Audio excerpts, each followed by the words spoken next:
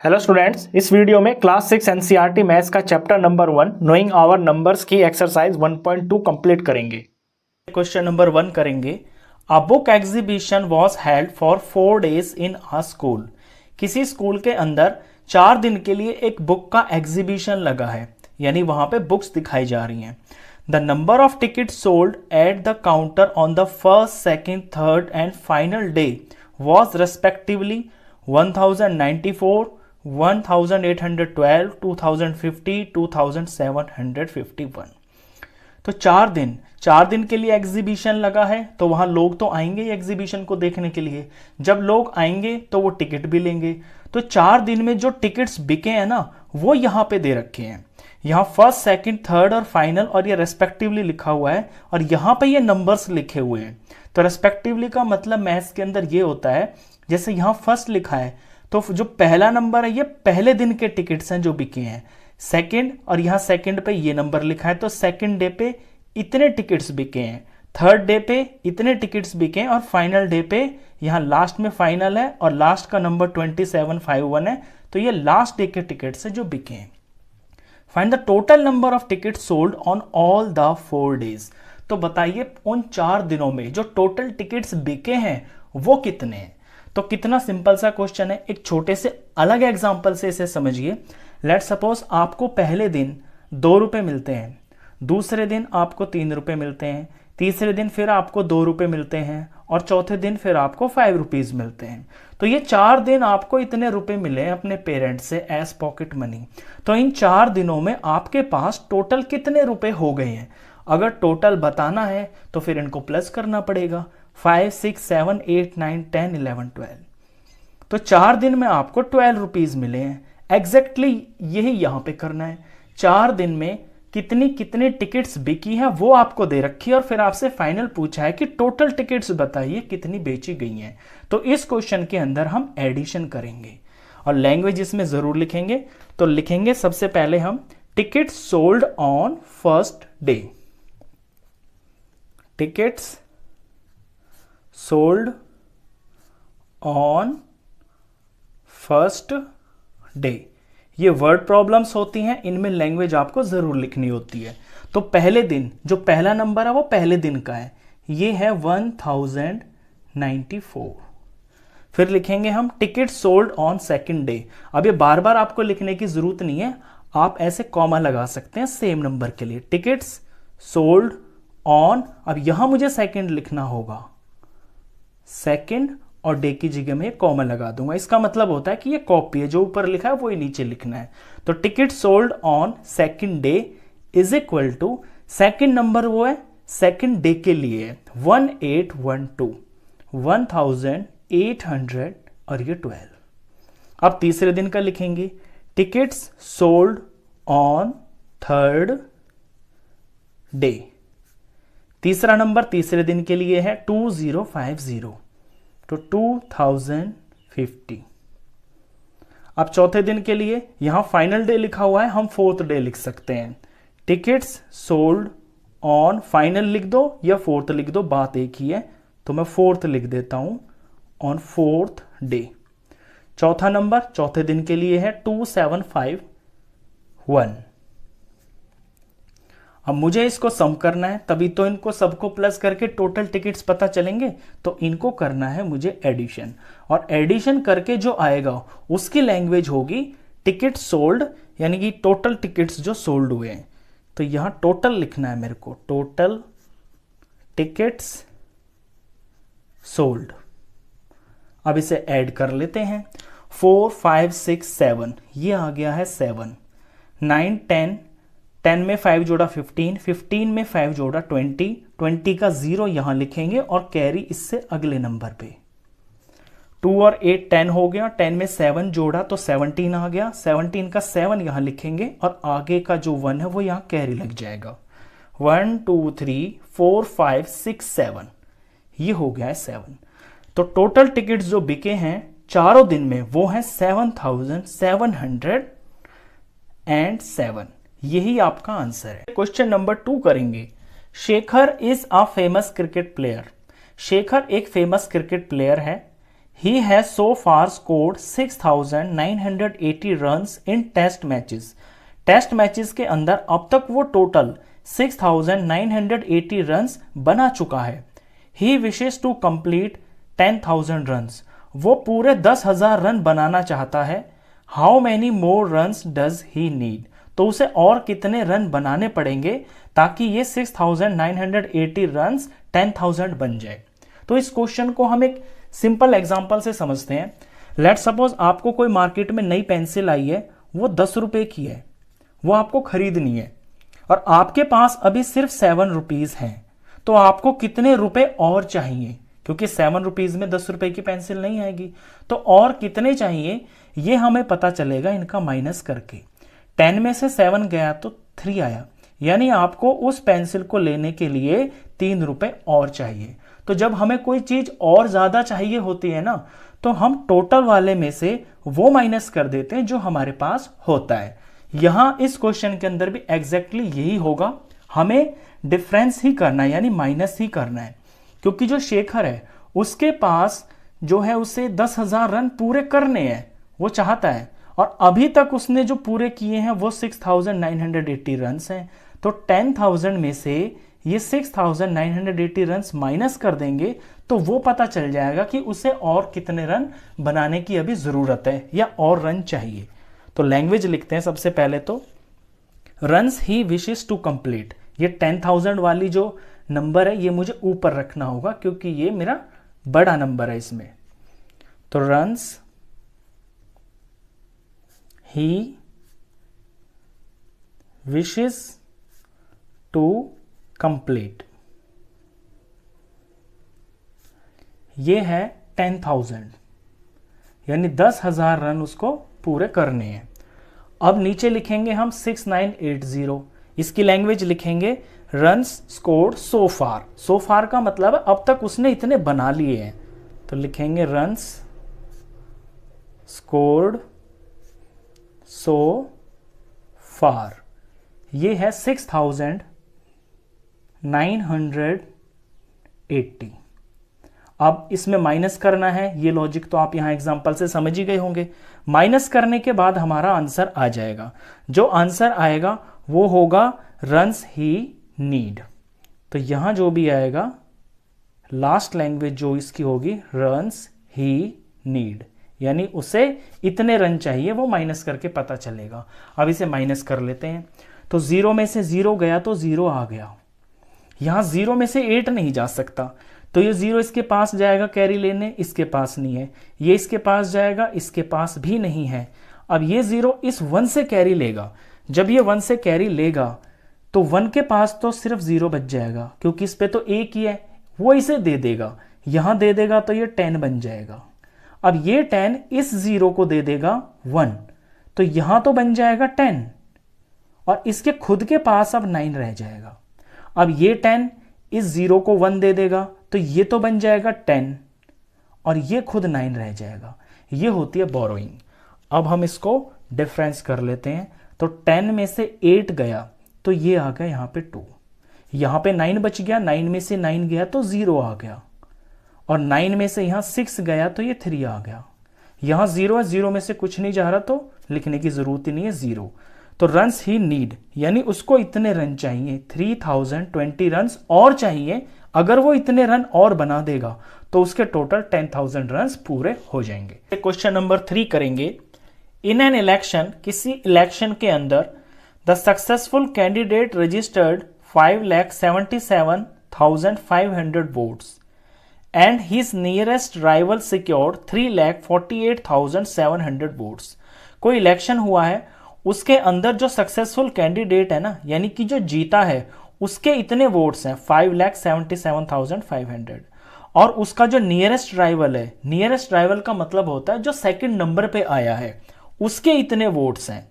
तो by what margin did the successful candidate win the election, तो कितने अंतर से, यानी कितनी ज्यादा वोट्स से वो जीता है, ये आपको यहां पे बताना है। जो सक्सेसफुल कैंडिडेट है वो जीता होगा तो उसकी ज्यादा वोट्स आई हैं, तो जो सेकंड नंबर पे आया है उससे कितने ज्यादा आए हैं, वो डिफरेंस, वो मार्जिन आपको यहां बताना है। इसको मैं एक छोटे से सिंपल एग्जांपल से आपको बताता हूं। आपकी क्लास में टेस्ट होता है, लेट सपोज आपकी क्लास में 5 बच्चे हैं और 100 मार्क्स का एक टेस्ट हुआ। जो फर्स्ट नंबर पे बच्चा आया है उसके 90 मार्क्स आए हैं, सेकंड नंबर पे जो आया है उसके आए हैं 85 मार्क्स, थर्ड नंबर पे जो आया है उसके 70 मार्क्स हैं, और जो फोर्थ नंबर पे आया है उसके 60 मार्क्स हैं, और जो फिफ्थ नंबर पे आया है उसके 58 मार्क्स हैं। अब 5 बच्चों का टेस्ट हुआ है, तो सबसे ज्यादा जो नंबर आए हैं ना, जो फर्स्ट आया है बच्चा वो है 90। तो जो फर्स्ट आएगा, ये समझ लो कि जो फर्स्ट आएगा वो ही क्लास का मॉनिटर बन जाएगा, वो जीत जाएगा।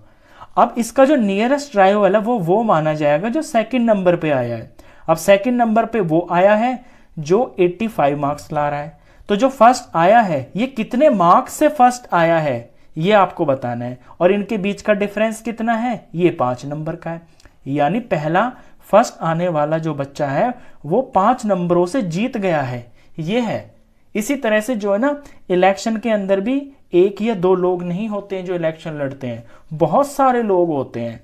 तो फर्स्ट वो होता है, वही जीतता है जिसके सबसे ज्यादा वोट्स होते हैं, और जो उसका नियरेस्ट राइवल है वो बोला जाता है जो सेकंड नंबर पे आता है। इनके जो वोट्स हैं इनका हम डिफरेंस कर लेते हैं, तो ये पता चल जाता है कि जो जीता है वो कितने मार्जिन से जीता है। तो यहां पे भी हमको डिफरेंस ही करना है। जैसे यहां 90 में से 85 माइनस करके पता चला कि फर्स्ट आने वाला बच्चा 5 नंबर से फर्स्ट आया है। चलिए क्वेश्चन की लैंग्वेज लिखते हैं पहले।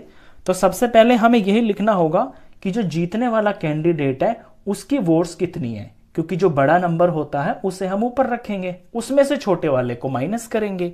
तो यहां लिखेंगे वोट्स सिक्योर्ड, वोट सिक्योर्ड लिखें या स्कोर्ड लिखें, स्कोर्ड सिक्योर्ड ही है, vote secured by successful candidate.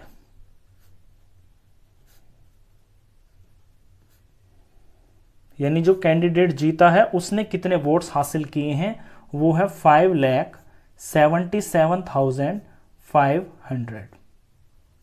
अब नेक्स्ट लाइन में हम वो लिखेंगे जो इसके नियरेस्ट राइवल के वोट्स हैं। तो वोट्स ऑफ नियरेस्ट राइवल, या यही लिखेंगे same, votes secured by nearest rival. Nearest rival यानी जो सेकंड नंबर पे आया है उसके वोट्स हैं 3,48,700। अब इनका हमें डिफरेंस करना, ये लॉजिक आप यहां एग्जांपल से समझ ही गए होंगे। तो डिफरेंस करेंगे यानी कि इनको माइनस करेंगे तो हमें आंसर पता चल जाएगा। क्या पता चलेगा, मार्जिन पता चलेगा, यानी कि अंतर, वो मार्जिन जिससे पहला वाला जो ये है सक्सेसफुल कैंडिडेट है ये जीता है। तो हम लैंग्वेज में यहां लिखेंगे मार्जिन ऑफ वोट्स। इतना अंतर है वोट्स के अंदर। अब इसका डिफरेंस कर लेते हैं।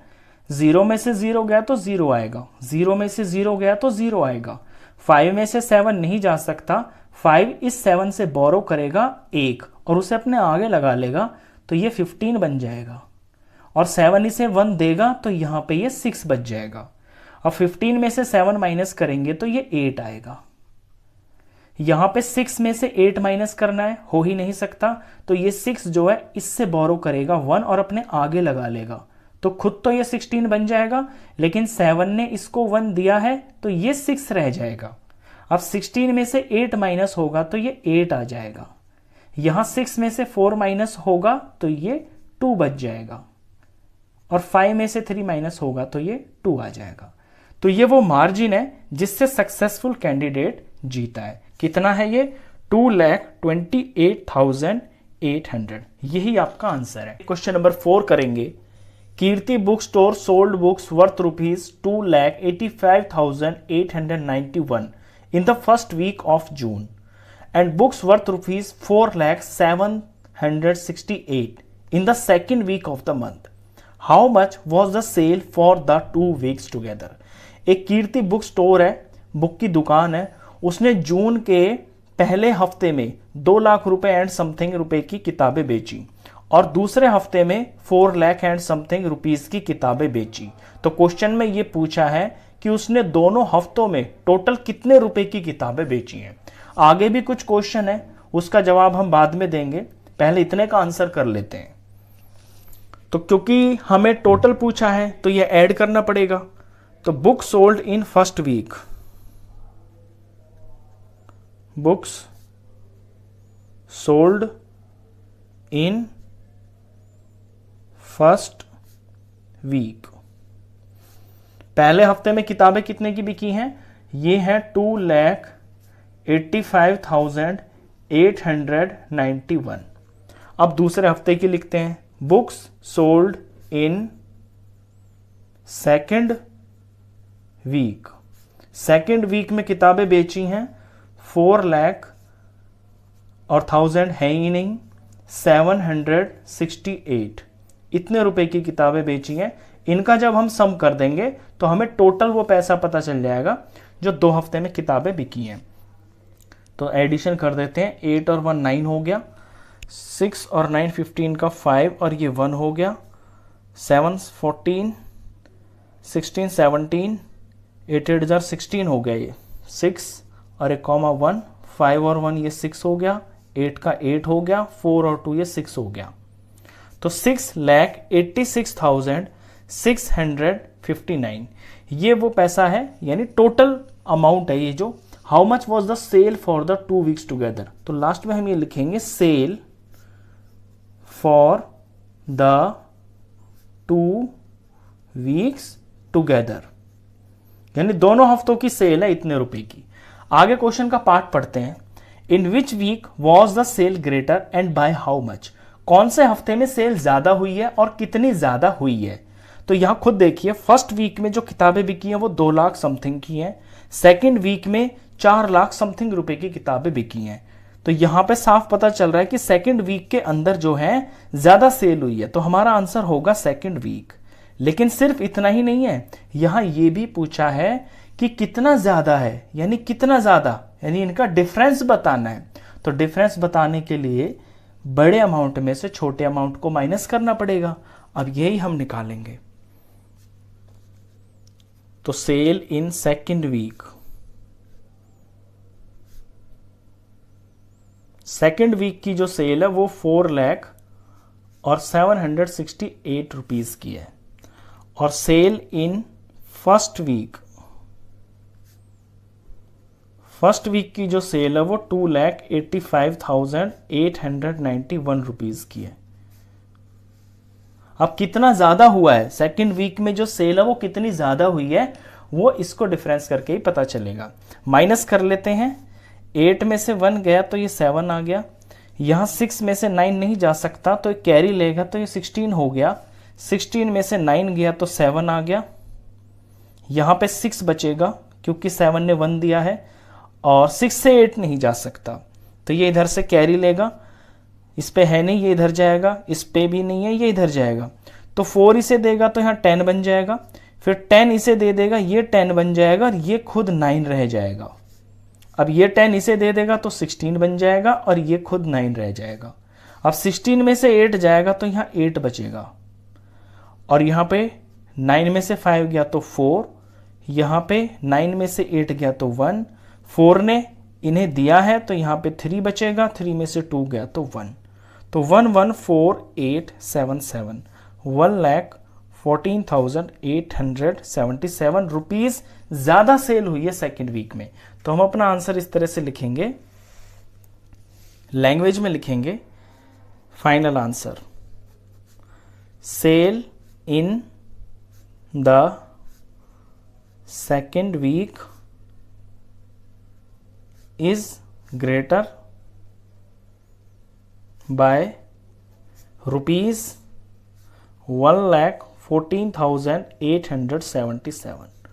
क्वेश्चन खत्म। क्वेश्चन नंबर 5 करेंगे। Find the difference between the greatest and the least 5 digit number that can be written using the digits 62743 each only once. आपको यहां पे 5 डिजिट दे रखे हैं 62743। इन 5 डिजिट से यूज करके आपको एक सबसे बड़ा नंबर बनाना है और एक सबसे छोटा नंबर बनाना है, और उन दोनों नंबर्स का आपको डिफरेंस निकालना है। यानी सबसे बड़ा नंबर ग्रेटेस्ट, फिर सबसे छोटा लीस्ट नंबर, और इनका निकालना है डिफरेंस। और डिजिट्स को भी एक से ज्यादा बार यूज नहीं करना है, लिखा हुआ है ईच ओनली वंस, सिर्फ एक डिजिट को एक ही बार यूज करना है।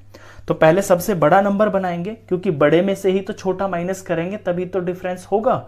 तो ग्रेटेस्ट नंबर बनाते हैं, तो ग्रेटेस्ट नंबर हो जाएगा। बड़ा नंबर बनाने के लिए जो आपके डिजिट्स हैं इनमें बड़े से ही आपको शुरू करना है। सबसे बड़े डिजिट को पहले लिखिए, फिर उससे छोटे को, फिर उससे छोटे को, फिर उससे छोटे को और फिर सबसे छोटे को।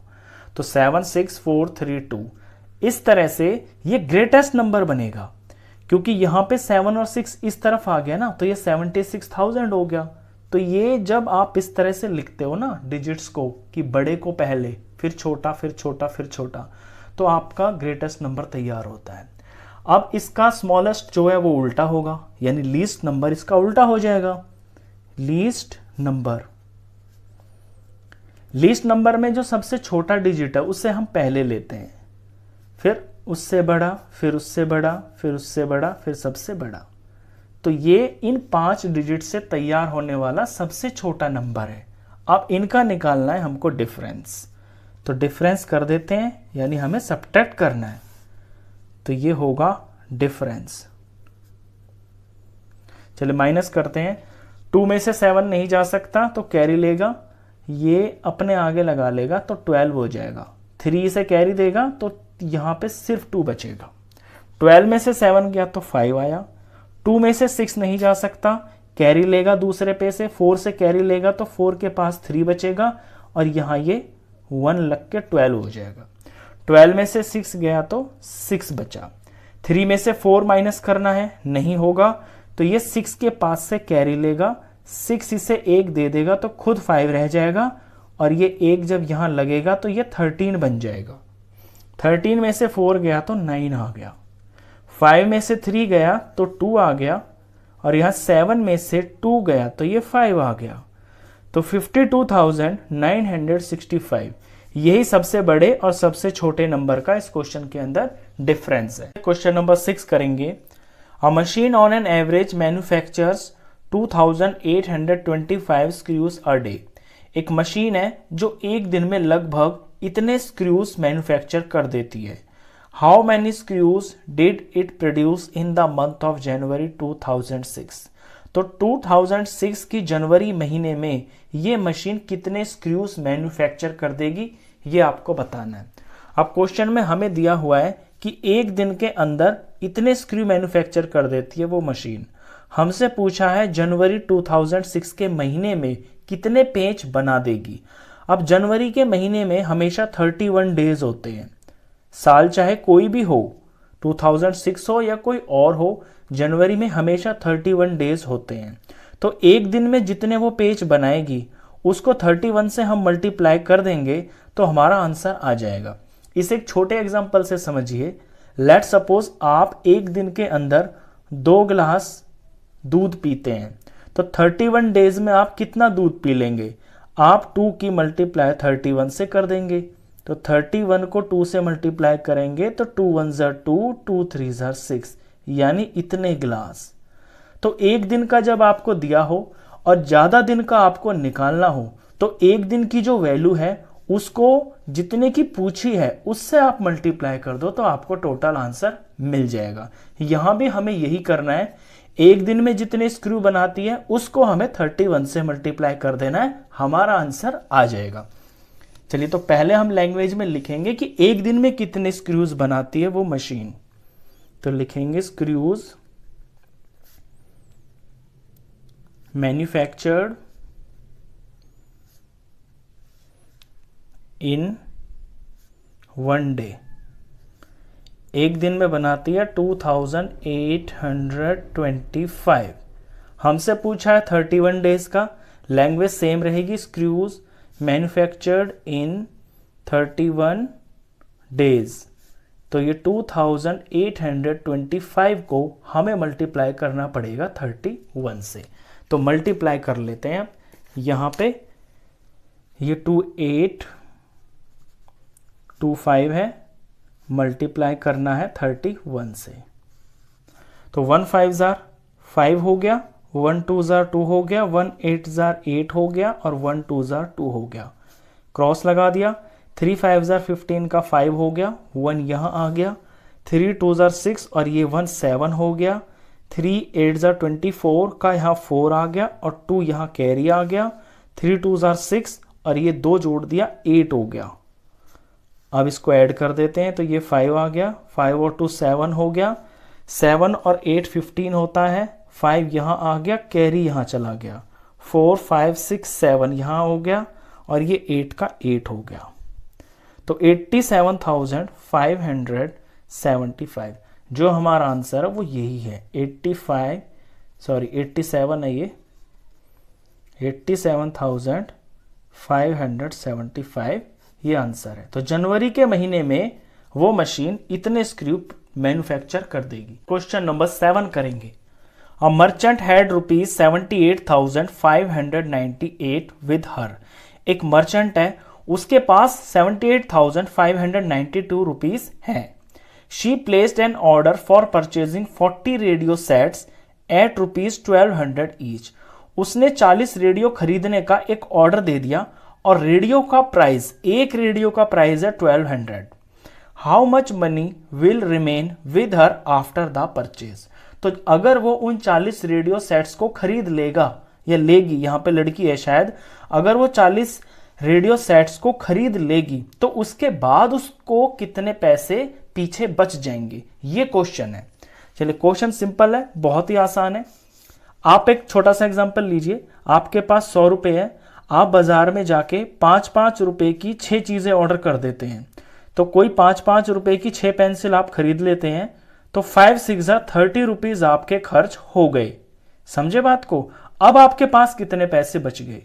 आप जितना टोटल लेके गए थे वो, और जितना आपने खर्च कर दिया यानी कि 30 रुपीज माइनस कर देंगे ये, तो ये वो है जो पैसा आपके पास बच गया। सेम टू सेम यही काम इस क्वेश्चन में भी हो रहा है। यहां पे रेडियोस का ऑर्डर दिया जा रहा है, तो टोटल जो पैसे हैं उसके पास, आपके पास 100 रुपए थे, लेकिन यहां मर्चेंट के पास है 78592। आप 5 रुपए की चीज ऑर्डर कर रहे थे, ये 1200 रुपए की चीज ऑर्डर की जा रही है। आप 6 चीजें ऑर्डर कर रहे थे, ये 40 चीजें ऑर्डर की जा रही है। तो 1200 को 40 से मल्टीप्लाई करके ये पता चल जाएगा कि टोटल रेडियोस को खरीदने में कितना पैसा खर्च हो रहा है। फिर टोटल पैसे में से जो पैसा रेडियोस का खर्च हो रहा है वो माइनस हो जाएगा, बचा कुचा उसके पास पीछे बच जाएगा। इतना सिंपल है।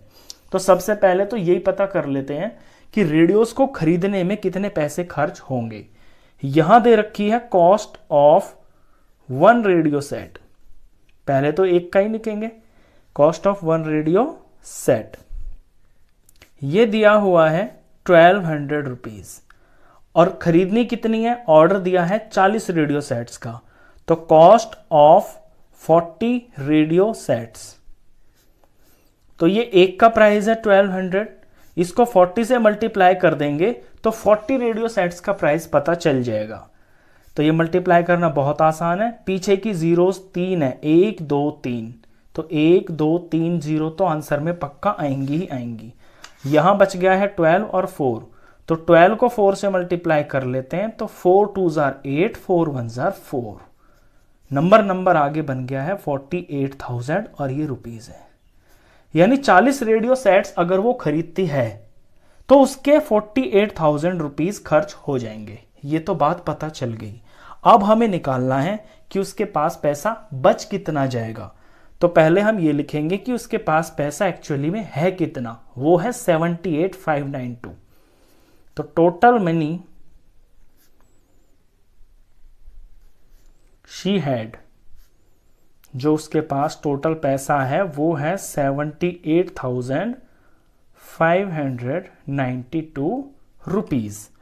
खर्च उसने कितना कर दिया? 48,000। मनी शी स्पेंट, तो ये लिखेंगे हम मनी शी स्पेंट, यानी उसने खर्च कर दिया 48,000। अब जो माइनस करके आएगा वो होगा मनी लेफ्ट विद हर, यानी उसके पास पीछे इतना पैसा बच जाएगा। Money will remain with her, money remain लिखें या लेफ्ट लिखें एक ही बात है, money left with her. Left का मतलब होता है पीछे शेष बच जाना।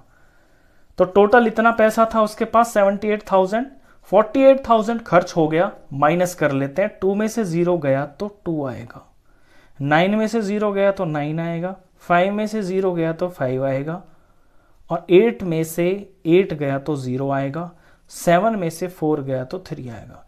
30,592, और ये रुपीज़ है सारा, और यही आपका आंसर है। यानी अगर वो 40 रेडियो सेट्स को खरीद लेती है तो उसके पास 30,592 रुपीज़ पीछे बच जाएंगे। क्वेश्चन नंबर 8 करेंगे।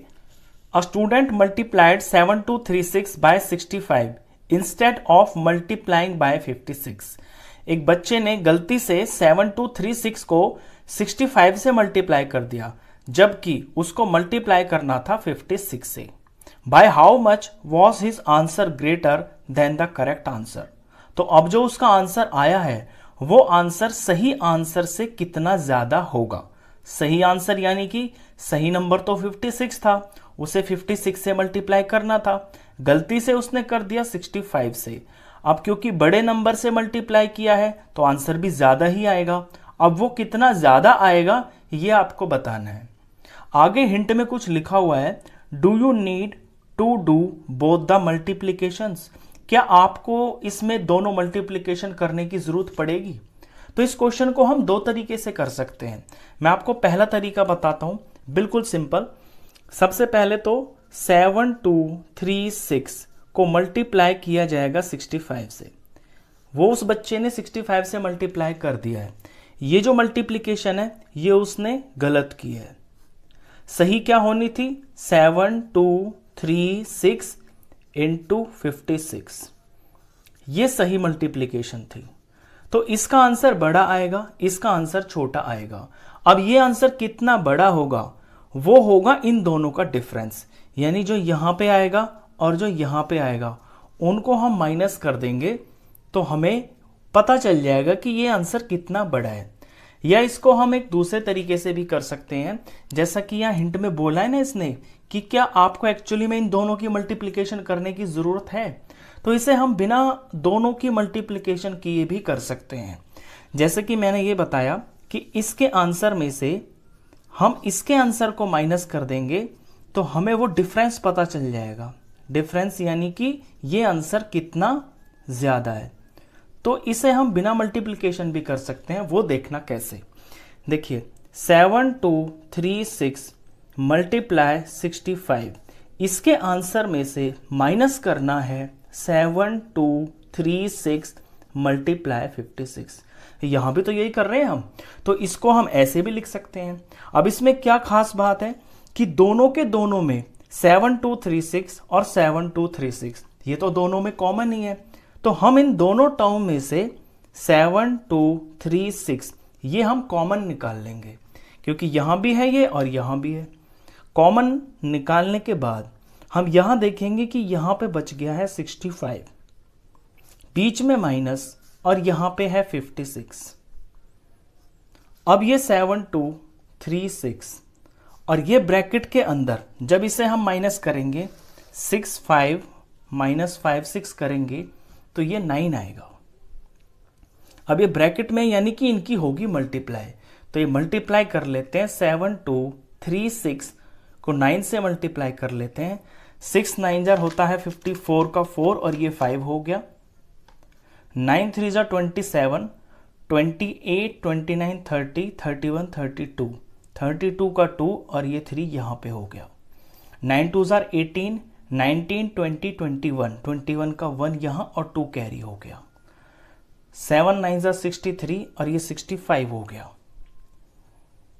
तो ये आया है 65125, 65125।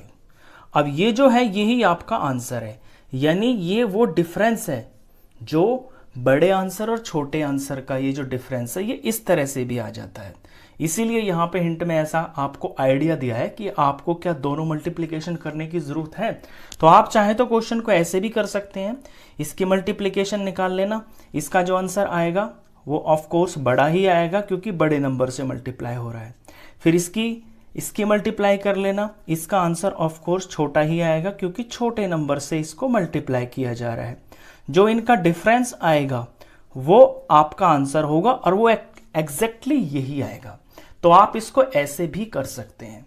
अब हम इसको लैंग्वेज में लिख देते हैं, bye how much was his answer greater than the correct answer. तो उस बच्चे का आंसर सही आंसर से कितना बड़ा होगा, ये इतना बड़ा होगा। तो आंसर लिखते हैं, bye how much was his answer greater than the correct answer. तो लिखेंगे हिज आंसर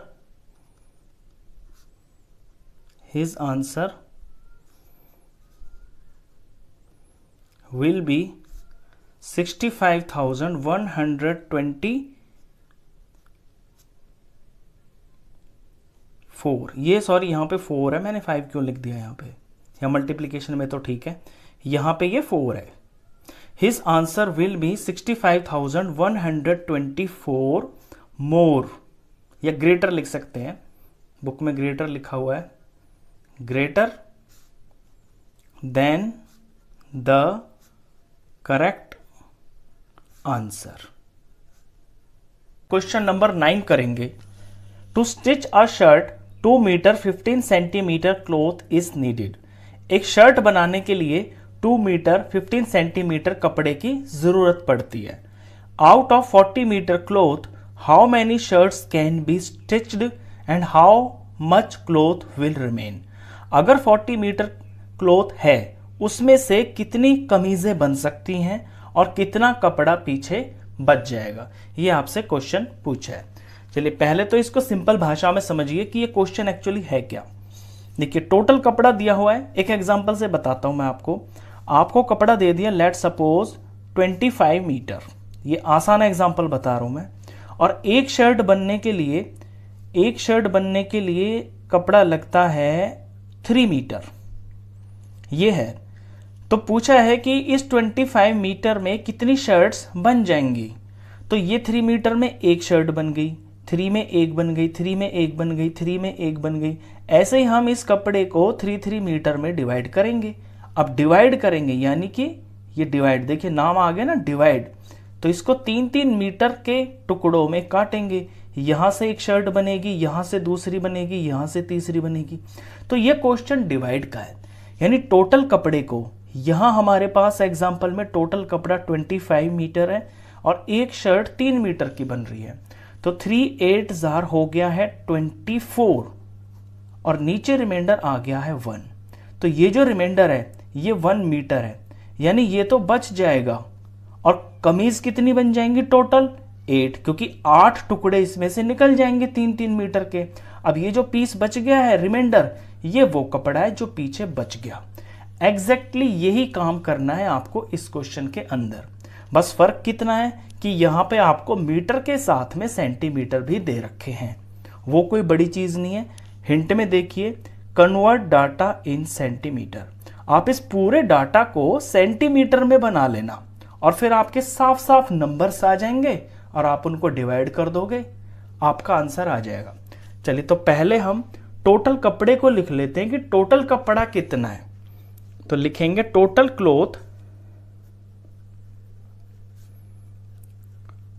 क्लॉथ है यहां पे 40 मीटर। अब मीटर के मुझे बनाने हैं सेंटीमीटर। देखिए 1 मीटर के अंदर 100 सेंटीमीटर होते हैं। तो 40 मीटर को अगर सेंटीमीटर बनाना है तो इसे 100 से मल्टीप्लाई करना पड़ेगा, तो ये सेंटीमीटर बन जाएगा। 1 2 3 3 जीरो तो आंसर में पक्का पक्का आएंगे क्योंकि मल्टीप्लाई में पीछे पीछे जीरोज हैं। 4 1 जार 4 हो गया। अब ये सेंटीमीटर बन गया। तो ये टोटल कपड़ा है 4000 सेंटीमीटर। अब हम निकालते हैं कि एक शर्ट के लिए कितने कपड़े की जरूरत पड़ती है। तो हम लिखेंगे क्लॉथ रिक्वायर्ड फॉर 1 शर्ट। एक शर्ट के लिए 2 मीटर और 15 सेंटीमीटर कपड़े की जरूरत पड़ रही है। अब यहां पे ये जो मीटर है ना, इसके मुझे सेंटीमीटर बनाने हैं। 15 तो ऑलरेडी सेंटीमीटर बना हुआ है, तो 2 मीटर के सेंटीमीटर बनाने के लिए इस 2 को मैं 100 से मल्टीप्लाई कर दूंगा। क्योंकि 1 मीटर में 100 सेंटीमीटर होते हैं, तो 2 में 200 हो जाएंगे 100 से मल्टीप्लाई करके। और ये जो 15 है ये एज इट इज सेंटीमीटर बना हुआ है। आगे सॉल्व करें तो 100 टू ज़ा 200 हो गया, ये 200 सेंटीमीटर, ये 15 सेंटीमीटर, टोटल बन गया है 215 सेंटीमीटर। तो ये वो सेंटीमीटर्स हैं, ये इतना कपड़ा एक शर्ट के लिए यूज हो रहा है। अब एग्जैक्टली यही करना है आपको, टोटल कपड़े को उससे डिवाइड कर देना है जितना कपड़ा एक शर्ट में लग रहा है। चलिए अब डिवाइड कर लेते हैं इसे, हमारा आंसर आ जाएगा। तो डिवाइड यहां पे कर लेते हैं। टोटल कपड़ा है 4000, एक शर्ट में लग रहा है 215। तो डिवाइड किया इसको तो 2 पे तो जाएगा नहीं, है 2 पे बड़ा हो जाएगा, 1 पे ही जाएगा। 215 1 जार 215 आएगा। यहां 0 में से 5 नहीं जाएगा, ये इससे कैरी लेगा, इस पे भी नहीं है, ये इस पे जाएगा, ये इसे देगा 10 बनेगा, 10 इसे दे देगा, ये 10 बन जाएगा। 10 में से 5 गया तो ये आ गया है 4। यहां 9 बच जाएगा, 9 में से 1 गया तो 8, 4 ने इसे दिया है तो 3 बच गया, 3 में से 2 गया तो 1, ये आ गया है 180। सॉरी, ये 10 में से 5 गया तो ये 5 आएगा, यहां पे 5 है ना, तो 10 में से 5 गया तो 5 आएगा, 185 आ गया है। अब ऊपर से 0 उतार लेते हैं, 1850 हो गया ये। अब मैं 2 का टेबल देखता हूं कि 2 के टेबल में 18 कहां पे आता है। 2 9 जार 18 होता है, क्योंकि ये 200 है, ये 1800 है, तो 2 9 जार 1800 होगा। अब यहां पे 15 भी है, लेकिन 15 9 जार तो ज्यादा हो जाता है, यहां पे इतने नंबर है नहीं, तो ये 9 पे तो जो है ज्यादा हो जाएगा, तो मैं इसे 8 से ट्राई कर लेता हूं। 215 को मैं 8 से ट्राई कर लेता हूं। ऐसे आप आइडिया भी लगा सकते हैं, यहां पे 8 5 जार 40, 8 1 जार 8, 9 10 11 12, 12 का 2 और ये 1, 8 2 जार 16 और 1 17, ये आ गया है 17 20। माइनस करा, 0 में से 0 गया तो 0, 5 में से 2 गया तो ये 3, और 8 में से 7 गया तो ये 1, और ऊपर हमारा 8 आया तो यहाँ पे हमने 8 लिख दिया। अब ये जो रिमाइंडर आया है ये 215 से छोटा ही आएगा, ऑफ कोर्स रिमाइंडर हमेशा छोटा होता है, और आगे कोई नंबर भी नहीं है सवाल को करने के लिए, तो यहां हमारा सवाल खत्म हो जाता है। ये तो है रिमाइंडर और ये है क्वोशिएंट। तो ये जो 18 है ये वो पूरी शर्ट्स हैं जो इस कपड़े से बन जाएंगी, और ये वो कपड़ा है जो पीछे बच जाएगा। बस सिंपल। अब हम इसको अपना लैंग्वेज में लिख देते हैं। तो हम आंसर लिखेंगे 18 shirts can be made। एक तो बात ये हो गई कि 18 कमीजें बन जाएंगी। दूसरा 130 एंड लगा के लिख देते हैं, and 130 centimetre cloth will remain, और इतना कपड़ा पीछे बच जाएगा। क्वेश्चन नंबर 10 करेंगे। Medicine is packed in boxes each weighing 4 kg 500 grams. Medicine को पैक किया गया है बॉक्सेस के अंदर, और हर एक बॉक्स का जो वजन है वो 4 kg 500 ग्राम है। How many such boxes can be loaded in a van which can not carry beyond 800 kilograms. तो एक वैन है जिसके अंदर 800 किलोग्राम से ज्यादा वजन नहीं आ सकता, तो उस वैन के अंदर इतने भार वाले, इतने वजन वाले ये जो बॉक्सेस है कितने आ सकते हैं, कितने कैरी कर सकती है वो वैन, ये आपसे क्वेश्चन पूछा है। चलिए इसे एक सिंपल एग्जांपल से समझते हैं। सबसे पहले कि लेट सपोज एक रिक्शा है, और रिक्शा के अंदर सिर्फ जो है 100 kg वेट आ सकता है। कोई रिक्शा सिर्फ 100 kg वेट उठा सकती है, उसके अंदर 5-5 किलो के डब्बे रखने हैं, तो वो रिक्शा कितने डब्बे उठा लेगी, कैसे पता चलेगा? 5 1 ज़ा 5, 5 2 ज़ा 10, 5 3 ज़ा 15, ऐसे करते करते करते हम 100 तक पहुंच जाएंगे। यानी 100 को अगर 5 से डिवाइड करें तो हमें हमारा आंसर मिल जाएगा। करते हैं, देखिए 100, 5 जार, 5 2 जार 10 और ये 0, 5 0 जार 0, यानी उस रिक्शा के अंदर 20 बॉक्सेस आ जाएंगे। तो किया क्या है यहाँ पे, सिंपली जो टोटल वेट है उसको डिवाइड कर दिया है एक उस बॉक्स के वेट से जो इसके अंदर रखना है। एग्जैक्टली यही काम हमें यहाँ पे भी करना है। सबसे पहले हम ये निकालेंगे कि वो जो गाड़ी है, वो जो वैन है, उसके अंदर टोटल वजन वो कितना उठा सकती है। वो हमें दे रखा है 800 किलोग्राम्स, तो ये पहले लिख लेते हैं। तो मैक्सिमम वेट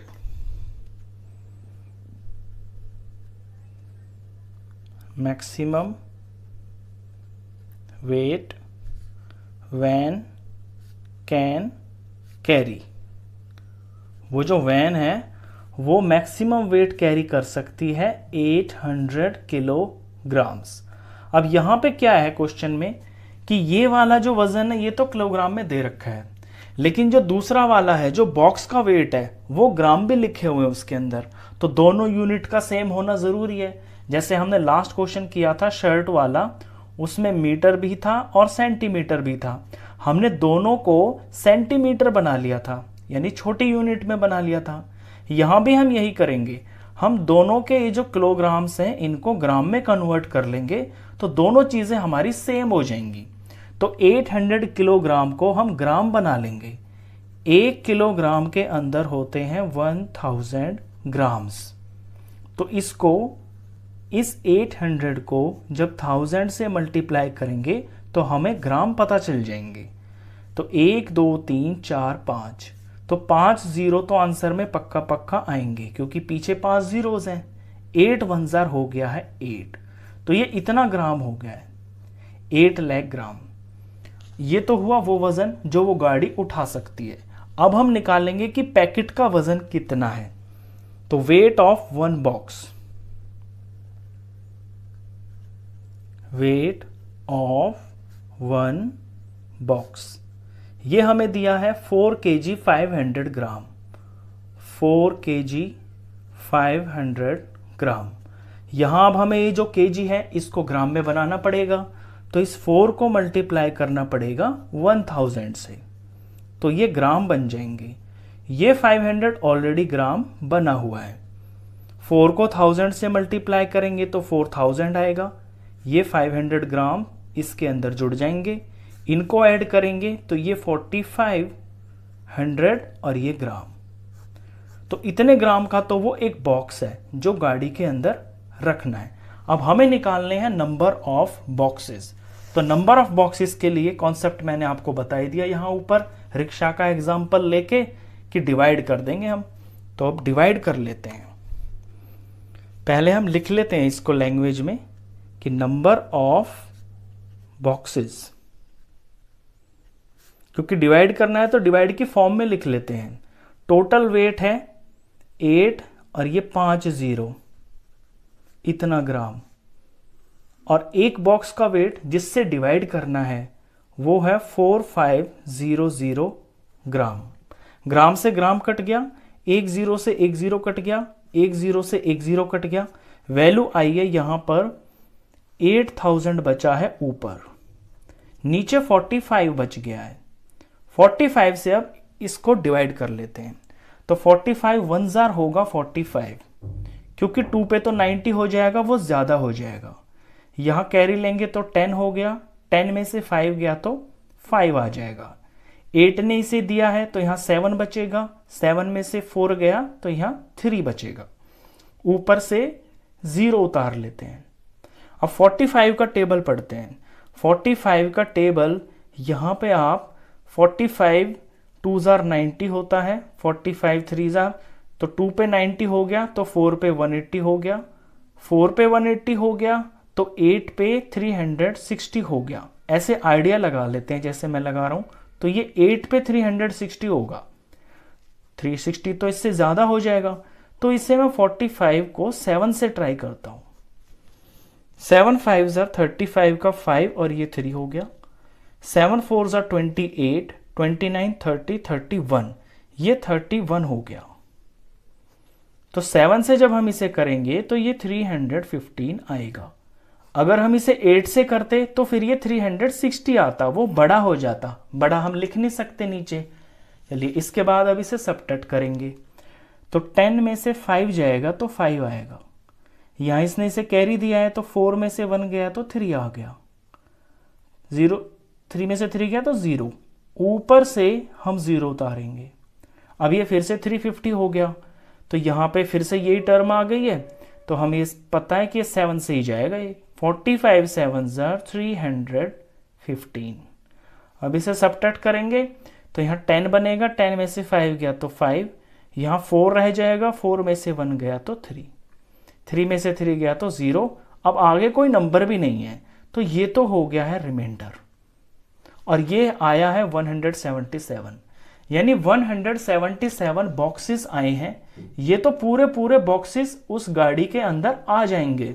और ये जो आप रिमाइंडर देख रहे हैं ना, ये वो वजन है जो उस गाड़ी में और भी रखा जा सकता है। यानी जैसे ये गाड़ी है आपकी, इसमें 177 तो आ गए हैं पूरे पूरे बॉक्सेस, और ये है 35 ग्राम। अब 35 ग्राम का तो बॉक्स कोई है ही नहीं, तो इसका क्या करना है हमें, ये हमारे लिए किसी काम का नहीं है। हमें तो पूरे पूरे बॉक्स पता करने हैं ना, तो ये है 177। तो हमारा आंसर होगा 177 बॉक्सेस। तो वो गाड़ी इतने बॉक्सेस उठा सकती है। क्वेश्चन नंबर 11 करेंगे। The distance between the school and a students house is 1 kilometre 875 metre. किसी बच्चे का जो स्कूल है वो उसके घर से 1 किलोमीटर 875 मीटर दूरी पर है। Every day she walks both ways, और हर रोज वो दोनों तरफ जाती है।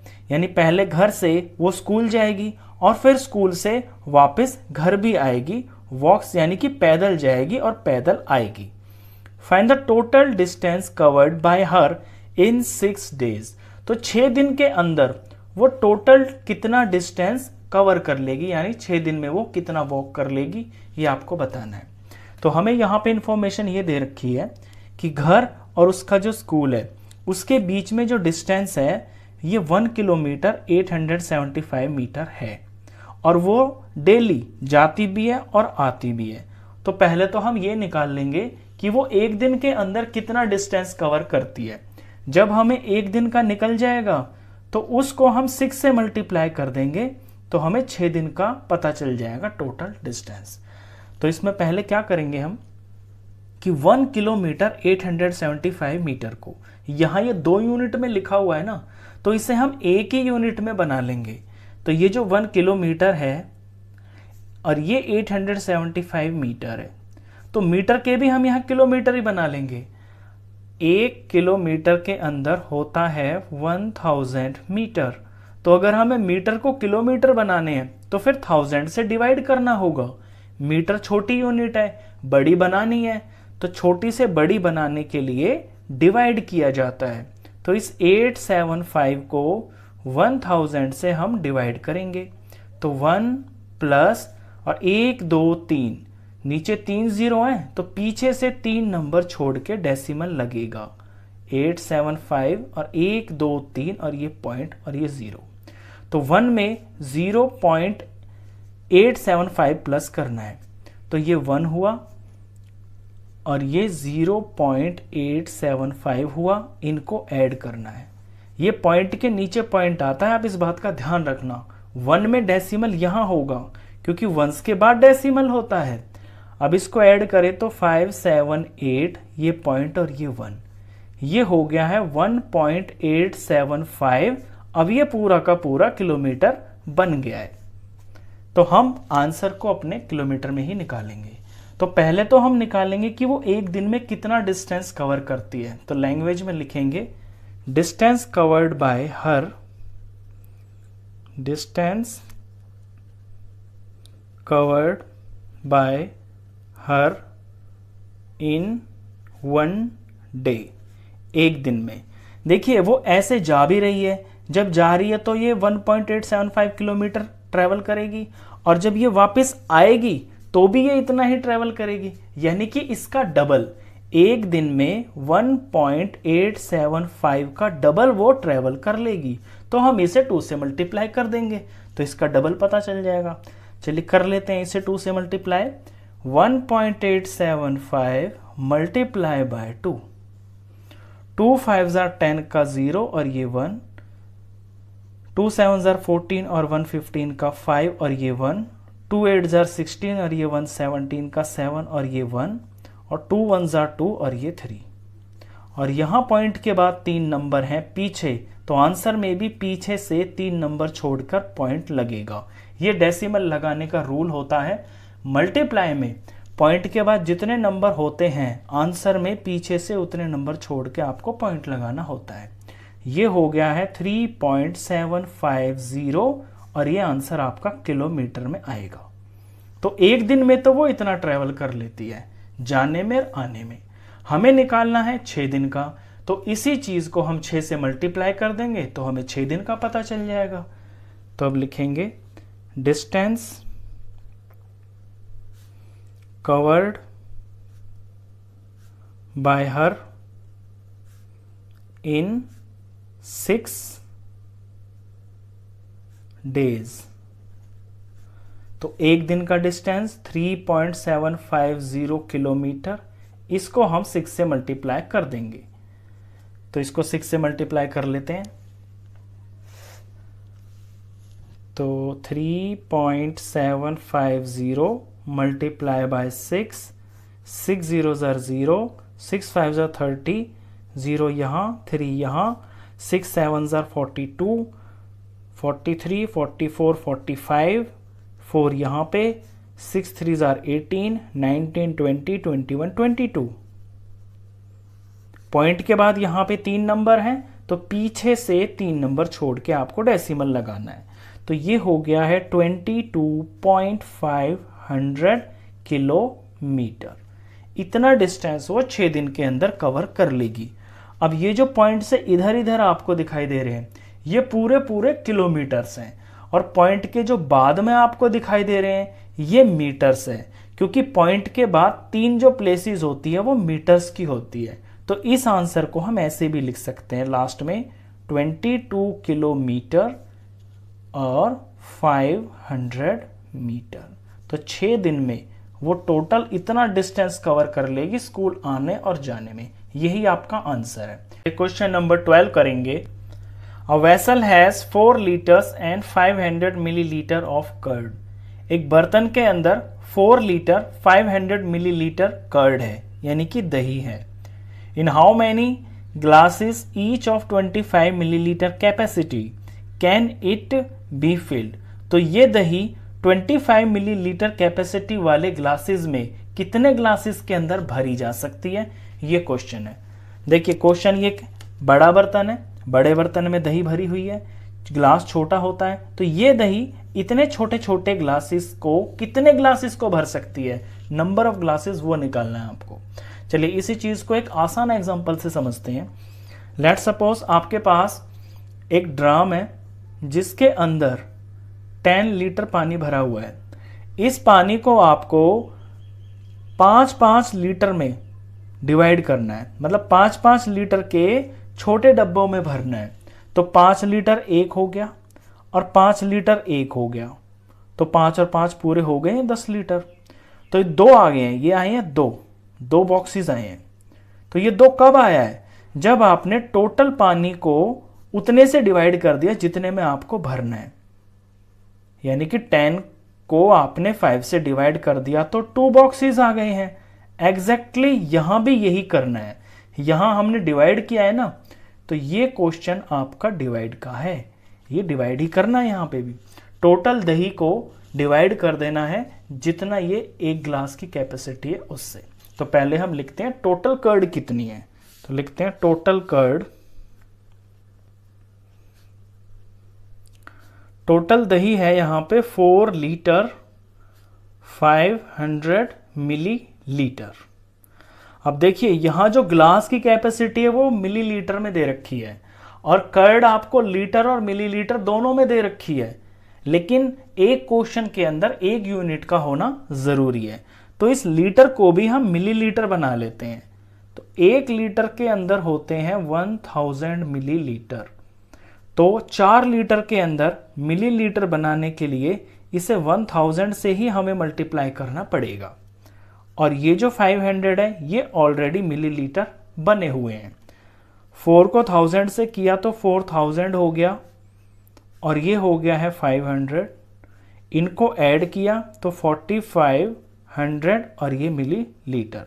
तो ये जो दही है अब ये मिलीलीटर में आ गई है, और जो हमारा ग्लास है वो भी मिलीलीटर में है, तो दोनों यूनिट सेम हो गई हैं। अब लिखते हैं capacity of glass. Capacity of 1 glass. Glass की कैपेसिटी है 25 मिलीलीटर। अब निकालेंगे नंबर ऑफ ग्लासेस।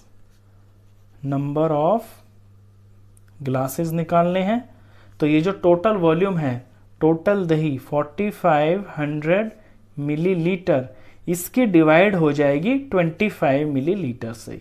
ये कॉन्सेप्ट आप यहाँ पे समझ ही गए होंगे। चलिए इसे डिवाइड कर लेते हैं। तो इसे डिवाइड करेंगे, 4500 को 25 से डिवाइड करना है। 4500 और ये 25 1 सा 25 होगा। अगर 2 ले लेंगे तो बड़ा हो जाएगा, वो 50 हो जाएगा, तो बड़ा नहीं लिख सकते यहाँ पे। 5 में से 5 गया 0 आया, 4 में से 2 गया 2 आया, ऊपर से उतार लिया 0। अब 25 के टेबल में 8 पे पूरा 0 आता है, सॉरी 200 आता है, क्योंकि 25 4 जार मुझे पता है 100 होता है, तो 4 का डबल 8 हो गया, तो 25 8 जार 200 हो गया। अब माइनस करके ये 0 आ गया, ऊपर से उतारेंगे हम 0। अब ये 0 आ गया। कुछ बच्चे क्या करते हैं कि समझते हैं कि हाँ ऊपर से उतार लिया, ये 0 है तो ये रिमाइंडर हो गया। वो गलत है। जब तक आप ऊपर से उतरे हुए नंबर के नीचे कोई टेबल ना लिखेंगे तब तक आपका वो रिमाइंडर नहीं माना जाता है। तो ये आपने ऊपर से 0 उतारा है, तो टेबल आपको ज़रूर पढ़ना पड़ेगा, इसके नीचे कोई नंबर ज़रूर लगाना पड़ेगा। अब 25 के टेबल में 0 कब आता है? 0 पे आता है। 25 0 जार 0, क्योंकि 1 भी नहीं लिख सकते, वो तो 25 हो जाएगा। तो हमारे पास ऑप्शन क्या बचा? सिर्फ 0 बचा। तो 25 0 जार 0। अब माइनस करके ये 0, अब ये रिमाइंडर माना जाएगा। अब ये डिवीजन आपकी पूरी हुई है, तो आपका आंसर आया है 180। ये मिलीलीटर से मिलीलीटर भी कटेंगे, तो ये 180 आ गया है, और ये ग्लासेस हैं।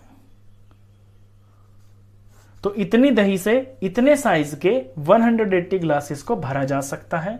यही आपका आंसर है। क्वेश्चन खत्म।